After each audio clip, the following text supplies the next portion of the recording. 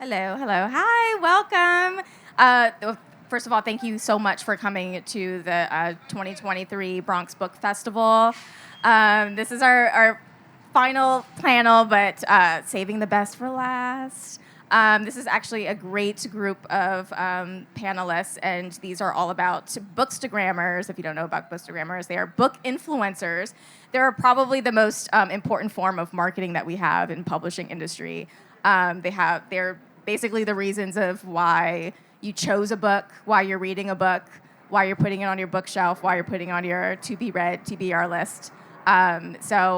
Thank you for showing up. We also have free books, so anything that's on the chairs, they are free. After the panel, we have tons of books that you can take home with you. So once again, thank you so much, and welcome our bookstagrammers.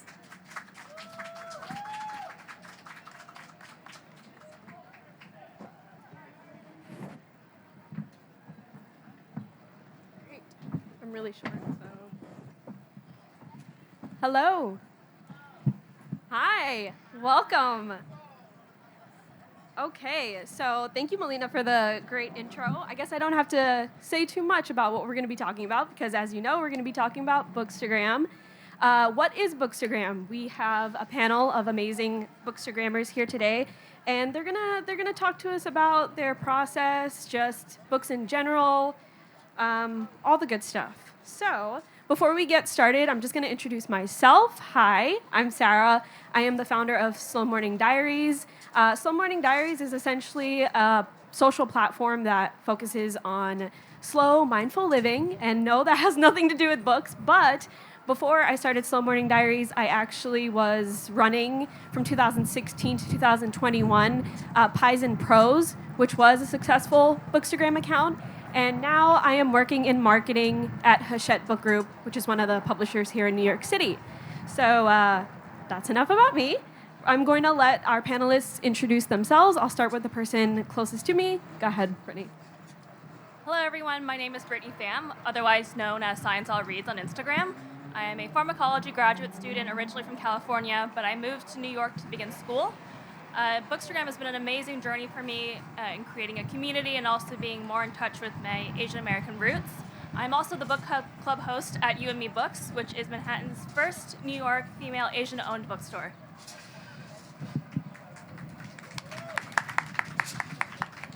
Hi, I'm Artavia. I host Cocktails with Tave, an online interview series where I sit down with authors and people who work in publishing and people who love books, and we talk about books and have a drink. Hello, my name is Alana. I use she, her pronouns. I am the admin behind Black Stacks, which focuses on the narratives of people of color in the LGBTQ plus community with an emphasis on women of color. I'm also a bookseller at the Center for Fiction in Brooklyn. And yeah, thank you. Hi everyone, my name is Kiona and I am the content creator behind Chocolate Cover Pages. On Chocolate Cover Pages, I speak about books in all genres by authors of color, and I'm also a booktuber. Amazing. Thank you, everyone, for being here on the panel today. I cannot wait to ask you some really fun questions about book culture, Bookstagram, and things like that. So the first question, and I guess we can go in order from closest to me to the end. What inspired you to start your Bookstagram? Okay, so it was 2020. I was in my parents' house and I had nothing to do. I was working a job. I was burned out and I didn't enjoy it. So in college, I always loved writing and reading. I was studying biology, though, so I didn't really get a lot of time to do that. And so I just made this page randomly, not knowing that there was an incredible community behind it. And I said, sure, maybe I can find some people to talk about what I love and hear about what they think. And that was history. So it's 2021 for me. I was very depressed, and reading is really solitary. You do it alone, right? And so I was burning through hundreds of books, and I wanted to talk about it with other people. And so I was like, I'll get online and I'll start posting about it, and it's taken off from there. My journey started in 2020, and I began posting in 2021, but the pandemic was going on, and I was staying in a household in North Florida where I was the only black person and the person of color there, and the household was very much so in support of Trump. And so it was a very isolating environment for me. And to escape, I started reading a lot of books that reflected people who looked like me.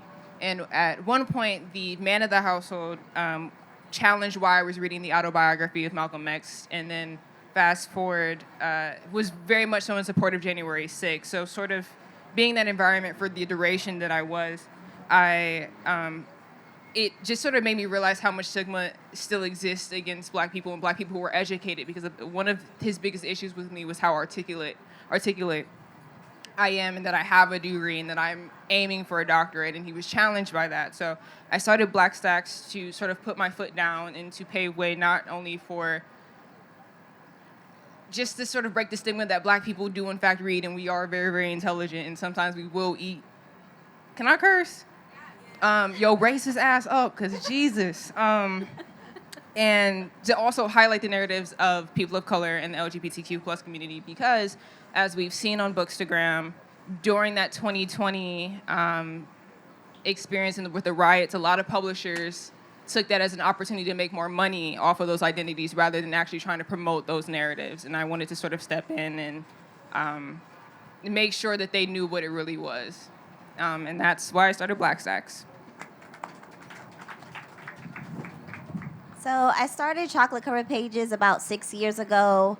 I knew that I always wanted to talk about books in some kind of form or fashion. I had been doing it on Goodreads for many years, but I just wanted more of a community, and I just wanted to be, I don't know, I guess I wanted to be more of a voice, because there's a lot of voices on Goodreads. So, and I just wanted to kind of put myself out there and talk about the books that I didn't necessarily see other people that look like me talking about the books that I wanted to talk about. So, here we are. Amazing. Thank you. Okay, so what is one valuable lesson you've learned since becoming a book influencer? I really regret sitting next to you.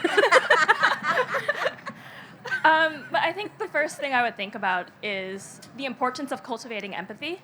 I think it's so important to read narratives that make you feel less alone. For me, that's narratives by Asian or Asian American authors, but also expanding beyond that and realizing that there's so many interwoven threads between different communities, especially in immigrant families and communities of color. And I think that just makes a good reader, I think, is more likely to be a good person than someone who doesn't read. And I just see that the more and more time I spend online. Mine is going to probably be really obvious, but it's that my voice matters. That should be a given. All of our voices matter. But in doing this, I realized that people do listen to me. What I have to say is valuable. What I think is valuable. And though I should have known that already, I specifically know that now since starting. Absolutely. I would like to second that. That's exactly what I was going to say. I wrote a review of The Bell Jar where I was like, this is a great book. It's a great selection for discussing feminism and mental health within feminism. But at the end of it, I was like, hey, her language towards the AAPI community and the Black community is very negative and very in your face and sort of unnecessary in the story, which thus implies that it was sort of targeted in that way. And it was sort of at the very end, sort of a throwaway comment. And within 24 hours, there were people tagging me, hundreds and hundreds of people tagging me, returning their copies of The Bell Jar to Barnes & Nobles and, crediting me for it. And I had to get back online and say, hey, that's not what I was saying. And I don't really, that's not at all what you should be doing. And also just in fact that that's performative and, please don't attach my name to that. And that was very early in my Bookstagram career, within the first year. And I had no idea that people saw me or even cared enough about what I was saying and what I was reviewing to get in their cars to return a copy of a book that they had purchased.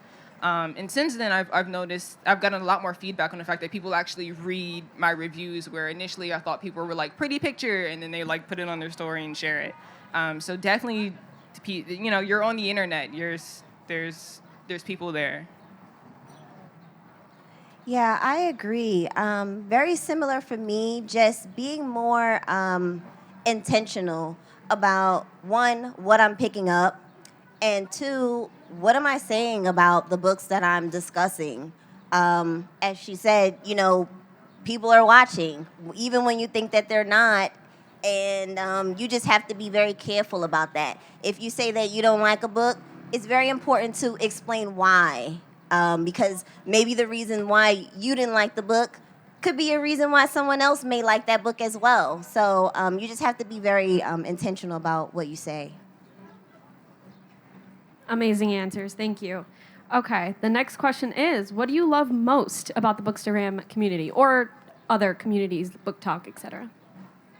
I think we all will say some variation of this, but it's the community that we're able to build, both for me, online and offline. Online and offline, yes. But having moved to New York, I've been able to meet an incredible community of readers who can just show me around and we can talk about something like the importance of a third place. It's not home, it's not work, it's something that we can all bond over and hopefully become better people because of it. So community is my answer, and specifically because members of my bookish community are the ones that have shown up here today for me. And as a person who has, in the last 2 years, lost both of my parents, community is something that I am craving and striving and truly like all I want. So my bookish community has pulled through for me in ways that I'll never be able to thank them enough. So that's my favorite. Community as well. It's been really interesting just because Black Stacks was started exactly for that reason, but it's one thing to start it and another thing to see it. And as someone who's also autistic and a woman, and I try to branch out in my reading and just seeing other people in those communities do the same as they explore their identities as well through literature and how we discuss that. Also, I find humor in the book community to be extraordinary. The things that we find funny in books and how we discuss certain lines and interpret different narratives is really interesting to me. And also just, part of how I felt with Black Stacks is why I'm partially a bookseller, and people come into the store and they recognize me and they ask me for my book picks and ask me to take pictures with them, which is really, really interesting to be recognizable for simply having a love of reading. It's very interesting, and it's a found family for sure. Yeah, I would agree. Definitely community for me. I've met some of the most amazing people on Bookstagram that I consider to be real life friends and not just book friends. And then also, too, it's also helped me get out of my comfort zone. I don't like public speaking, yet here I am. And I'm on BookTube. So, I would have never been doing any of those things if it not, been for this, social media and things of that nature. Love that. I just have to say, everybody answered with the word community. Community is so, so important, not just in social media and Bookstagram. Like I said, I also work in marketing, and when I am doing my 9 to 5, I also talk about community there when I'm trying to, share about the books that we publish at the publishing house that I work at. All right. Now, switching gears, what are some challenges you face with book influencing? That's a good question. I think there is a tendency for liberal-minded bookstagrammers to all follow the same people. And I'm always looking for a book that may not be so mainstream, something that will push me to expand my comfort zone and be introduced to a perspective that I may not have otherwise been introduced to. However, the algorithm does not like that. So I feel like I'm constantly at odds, talking whether in person or on different platforms to try to figure out, okay, well, maybe what's something that may not get a lot of engagement, but will, for me, provide me a level of satisfaction and learning. Okay, well, my answer is a little bit different. It has been getting publishers to see... Don't look at me. Don't look at me. That was pointed. No, only because we talked about this a little bit back there in the green room. It's getting publishers to see me, and not having the same trajectory as my white counterparts with a lot smaller following. And I've had people tell me that if my feed is beautiful, if I was white, my trajectory would be very different. And so that has been the hardest. And I'm so grateful for the people who do see me, but being seen and appreciated and valued. That is very real. I would like to combine both of those and say that, like, yeah, balance. Thank you. Balancing the content of just like, I don't necessarily want to read whatever I don't. Happy Place is great. Do I need to read that as soon as it comes out in order to get this sort of recognition that I'm looking for? Maybe I want to read a indie press or some sort that isn't getting as much traction, simply for the fact that if I do review it, I know that people are going to see it, and hopefully that builds the audience. Another thing is, like, you have to stay active on social media, but you don't read a book in a day, or most of us, the majority of us, I'll say. So another thing is balancing, like, how do you create content, or maybe even backlog it so that you're interacting with your audience without burning yourself out, or without reading books simply for the purpose of posting it and you're not actually enjoying your reading. There's another thing of, like, we are people of color.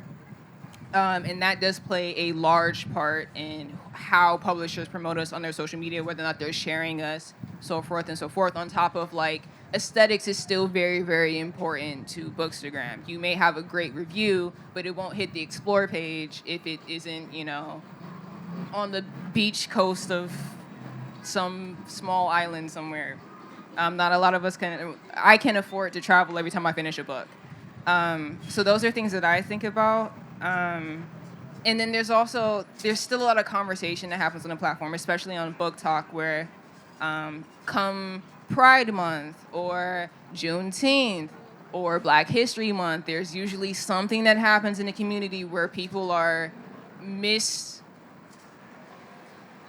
not appreciating what those holidays and what those celebrations are for the sake of getting followers, and they're usually white creators who then feel attacked when people who do connect to those celebrations say something about it, and that turns into a thing, and it happens every year. It's going to happen in 2 weeks when Juneteenth happens.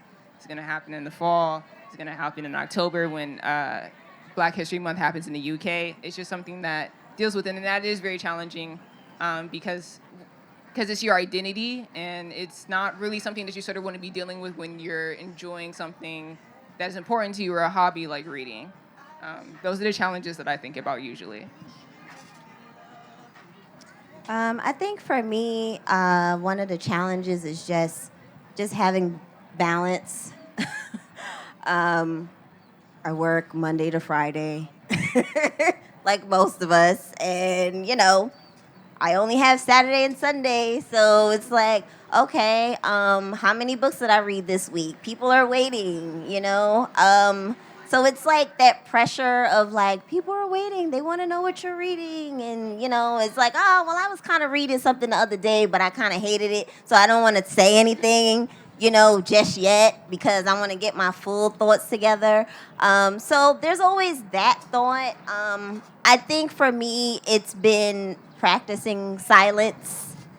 Sometimes it's better that I'm silent about something, a situation, a book, rather than blah, and then it becomes a big thing, because that's what happens on social media. You can't just say something, because then you'll end up with 100 DMs cursing you out. So, but that's been a small challenge for me, and just prioritizing, when I am ready to post, when I don't want to show up as some watered down version of myself. I want to show up as the person that you guys were following 6 months ago, and you were like, yo, that was fire. You know what I mean? Like, I don't want to just show up and it's like, it was all right, but I've seen her do better. So. Awesome. Thank you for sharing that. Okay, so again, don't come at me. In what ways do you work with book publishers? Or don't? I do. I'm on a couple different mailing lists. When they send out the mass emails and say, like, if you're interested in this book, fill out the Google form. some authors or some publishers will DM me saying like, we'd love to send you a copy. I try to be discerning with them since I don't like hoarding. It makes me nervous. So if I get sent a book, I will try to read it.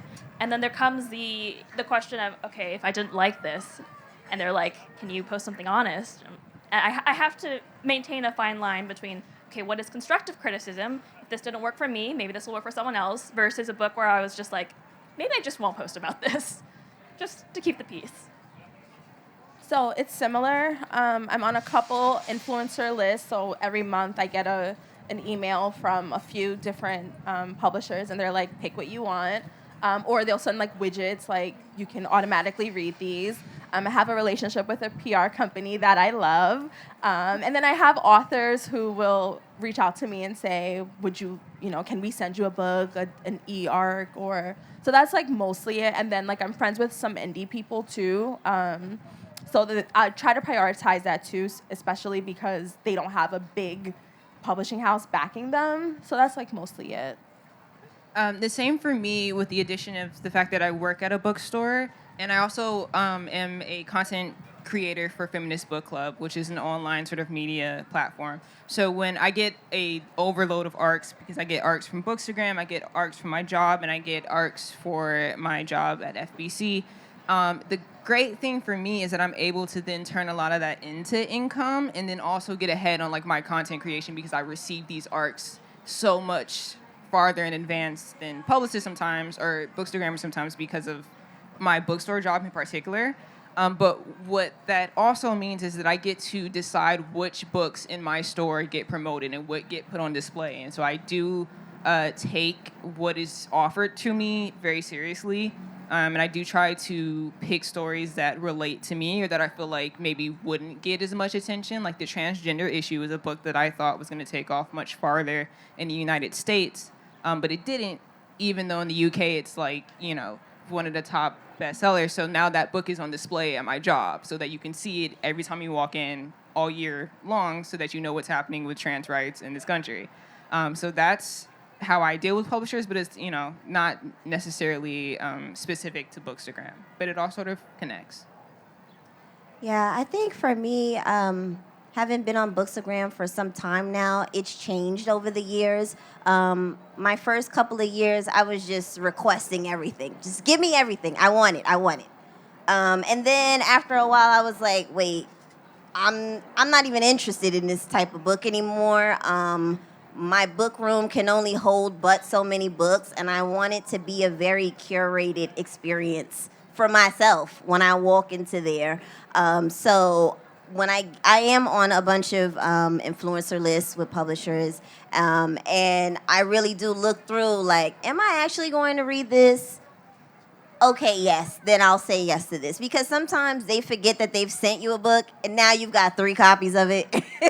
So you definitely don't want it to be a book that you didn't really care for in the first place. Now you're stuck with it. Now you have to do a giveaway. So, yeah. But and then sometimes authors will reach out to me directly. Hey, can you? Are you interested in my book? Which kind of breaks my heart a little bit, but that's another story because they shouldn't be doing that.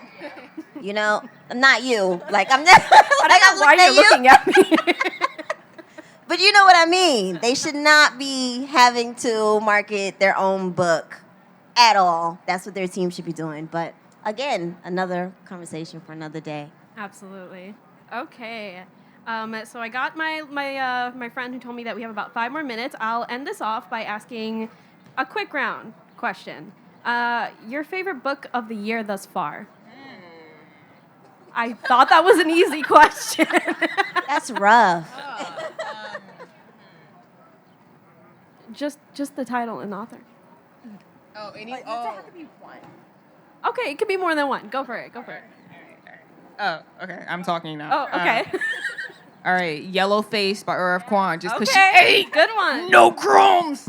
She said what she needed to say. It's a necessary read for anyone reading in a professional manner. Also, Thirst for Salt by Madeline Lucas, who is an Australian writer, and her book just debuted in the U.S. It'll break your heart. It'll break your heart, kids. Those are my 2 favorite books so far. Okay, I have a couple. So first is All This Could Be Different by Sarah Thunka Matthews. Incredible book about coming of age in like the Obama era, 2010s in the Midwest by a queer Indian woman, not Indian American. So she is an international student. And second, I think maybe because I just read it, but How to Write an Autobiographical Novel by Alexander Chee. I'll go, girl. Okay, I'll go. Age of Vice by Deepti Kapoor. Love, love, love that book. It's very thick, but it's got a lot of plot. It's like over like 500 pages. Amazing book. I keep being asked like, how do I want to describe it? And I keep just saying electric, mesmerizing. Like it's coming of age. It's just amazing. Set in New Delhi, amazing book. Sorry, I wish I had more words. And Lone Woman by Victor Lavelle, who he's a favorite of mine.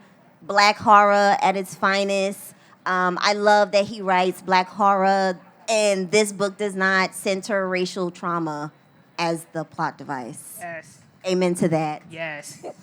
My one is The 7-Year Slip by Ashley Poston. That it comes at the end of this month. It centers grief, and she writes about it in a way that only someone who has experienced it on that level can write it. And then this is gonna be very cliche, but Fourth Wing by Rebecca Yarros, because I love fantasy and dystopian, and I'd been begging the universe for a dystopian novel that reminded me of the 2010s, and this one has dragons, and it's new adult and not young adult. So there's like, you know, I did not realize that when I was caught them reading with the it. dragons. there's like a little spice. I was like, girl, okay. a little spice. Amazing. Okay, well, thank you so much for speaking with me today. And thank you for everybody that came out to see our fellow Bookstagrammers, our book creators, book influencers. Like Melina said, they are seriously super pivotal in marketing books and just sharing the love for books online. I want to say thank you for having me speak as well. I don't know if we're going to have any questions or if that's the end of it. If you have questions, you can ask us questions. Go for it. So you guys said a lot of things about like just your love of reading. I would love to hear like how you first fell in love with reading. Do I get to answer questions? I will say my brother actually taught me how to read. It was a busy household, so my mom kind of left it to my brother. He taught me how to read, he taught me how to write, and it was just a lot of fun bonding with him. And then that just progressed as I went into school and met friends and then met colleagues now that I work in publishing and fellow creators. So, yeah. I think I also had an early childhood love for reading, whether it was the Magic Treehouse series or Junie B. Jones. And as I got older, like school happens, life happens, but it was really in postgrad where I saw my sister's example, and she's in the audience, but she's an incredible visual artist, and I saw how intentionally she lives her life with balancing all her different responsibilities while still having space to be a creative person. And so that inspired me to kind of jump back into it. Mine started when I was a child also. It was because of my mom and my grandma. And it's like been the one constant in my life. It's one of the things that's never changed. I've always had a book. My grandmother taught me how to read out of Spider-Man comics that she would get sent to her house, and we bonded over that. And then I lived in a very black nationalist household, so my parents were very conscious of like the school system and what it was and was not teaching me. So they sort of had us reading like the autobiography of Angela Davis, and then we would have to do like a report on it in like a family book club. And awesome. as you can see, that's probably where Black Sax came from at its source. But yeah, that's how I got into reading. So my older sister is about 9 years older than me. And I grew up in a single parent household. My mom worked a lot, and I had nothing else to do. Books were my friend. My sister wouldn't talk to me, so sorry. I mean, anybody else have any other questions? Yeah. Artavia.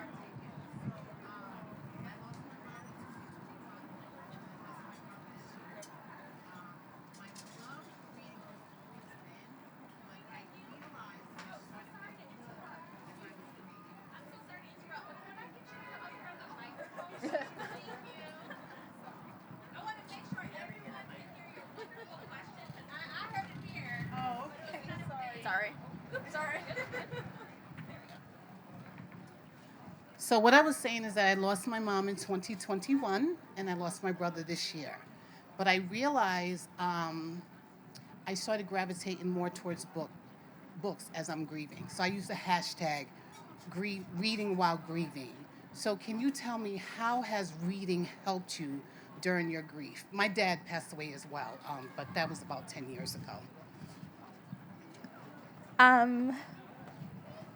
Go for it. Whatever you're comfortable with. It's kept me alive. Most days I don't want to be here. I'm really lonely and I'm really sad.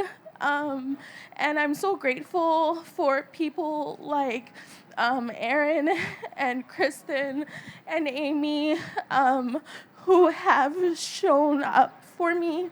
But if I don't think, I lost my dad in 2020 and we were in the middle of the pandemic and New York was the epicenter, and so there was no funeral.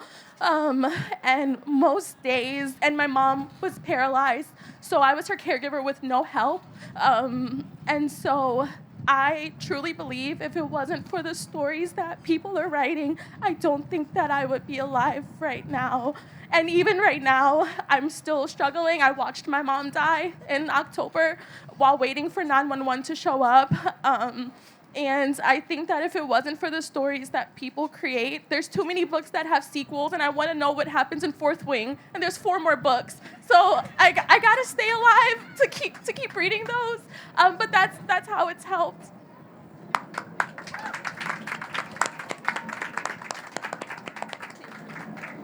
Please, someone ask something else, so that's not it. Anybody else? Oh, it's probably the romance ones. Christina and Lauren are my girls, so I love that. Yeah, because in a romance book, you're going to get a happily ever after. So you're going to get, like, the hard stuff, and there's going to be grief, and there's going to be really sad things and hard things, but in the end, they end up happy. So give me a romance book. I have a last question to round you all out. Every time I speak now, there's like, take the mic. Hey, they're so tired of me today. Boo! No, just kidding, just kidding. We love the service workers who, come, but so loud. Ugh, I was loud all day. Y'all probably missed that, but I think that's just the universe's way of saying, Ceresia, we don't want to hear from you anymore. But this is my last question, and for all of you out there who would like to become an influencer, a bookstagrammer, to become a content creator, I'm saying all of those terms because these individuals, use different terms. And so if that is you, number one, we got some free goodies over here, so come get them, all right? And post on Instagram, Bookstagram, hashtag Bronx Book Fest, and the Bronx is reading. But my question for you, because I'm sure they came here for the advice, which is, I'm really bad at taking Bookstagram photos, so I take 0 book pictures in my home. Instead, I just walk outside, find a nice little greenery tree, and post a book there. But in the winter, I struggle because the leaves are gone, and I'm like, man, how do I beautify this photo? And then I go look at all the stuff y'all are doing, and I'm like, you know what? Never mind. I'll just comment on this and reshare it in my story. So if you could give these folks some tips on how you do your lighting or what you take into consideration or, just how you have gotten to that level of creativity and how it shows through in the pictures. And then I think after that, Y'all are also welcome to grab some of these and then maybe hold it up and show people, like, this is how you do it. iPhone photography, because I literally had someone who is a photographer.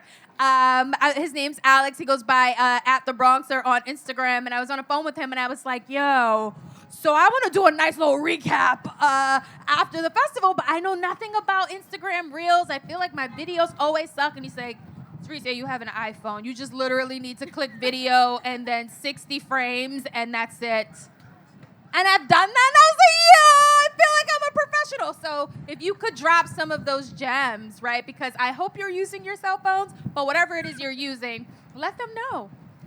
Okay, I guess I'll start. I use my phone, yes. I don't think it matters what kind of phone you use. I think it matters on, angles and editing and stuff like that.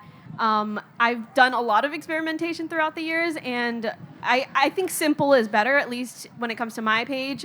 I kind of let the book be the focus, so sometimes I'll open the page up a little bit, make it look even more aesthetic in case I don't like the cover.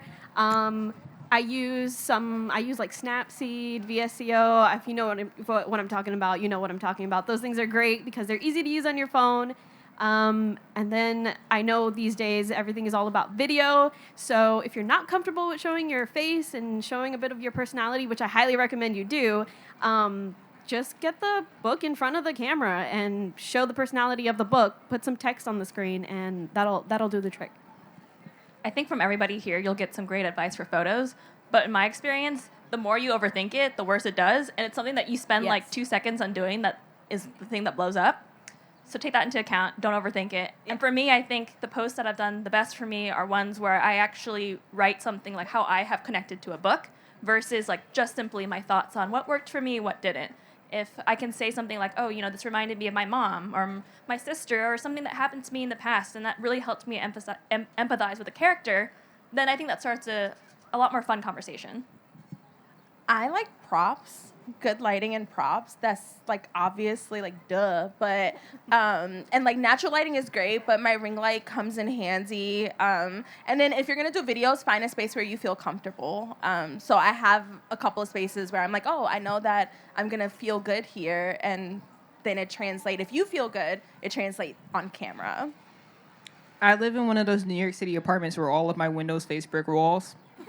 So I like to take advantage of the backdrop that is living in New York City. And sometimes that means going on an adventure, which also gets me out of the house because readers are not typically social people. So I will go to the Brooklyn Museum. I will go to Prospect. I will take my ass to Manhattan and wander around. Also, just there is a natural beauty to life. Reading in the kitchen near fruit. I put like tomorrow on my fruit bowl, and it like took off, and I literally just set it down and took a picture of it. Snapseed is also great because Snapseed is free, and it does with is it? I thought it was Visco until you said. I don't know what it is. Whatever honestly. that app is, it started charging people randomly last year, and that was pretty trash. Oh yeah. So if you use Snapseed, you get the same thing. But also just like being by windows, you'll notice that a lot of people post books on bed sheets and in beds. Most people have a bed, I think. So that's a great place, and you're probably doing a lot of your reading there too. But I would definitely say take advantage of being in New York City because that if you're looking for like the bigger like why like explore page stuff, making it seem as though you're like traveling because we live in a tourist attraction is a great way of doing that.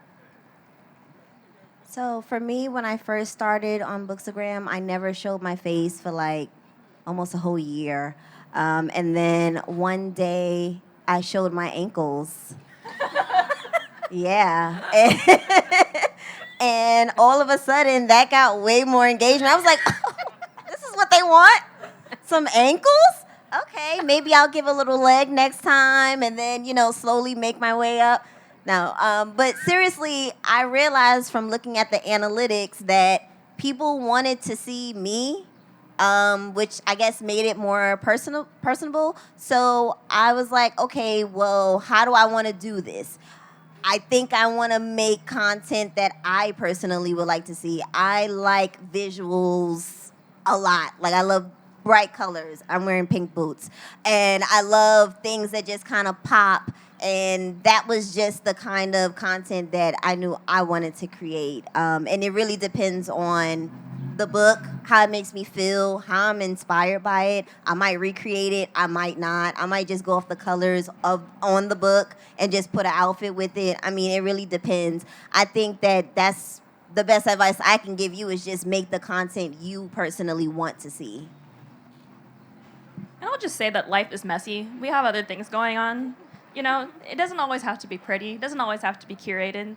Some of the best conversations and the best things that happen are just organic, so don't sweat it. Absolutely. Can I just have you all say your handles if people want to find you online? Mine is Slow Morning Diaries. Science All Reads. At Tattletave. At Black Stacks, spelled BLK Stacks. At Chocolate Covered Pages.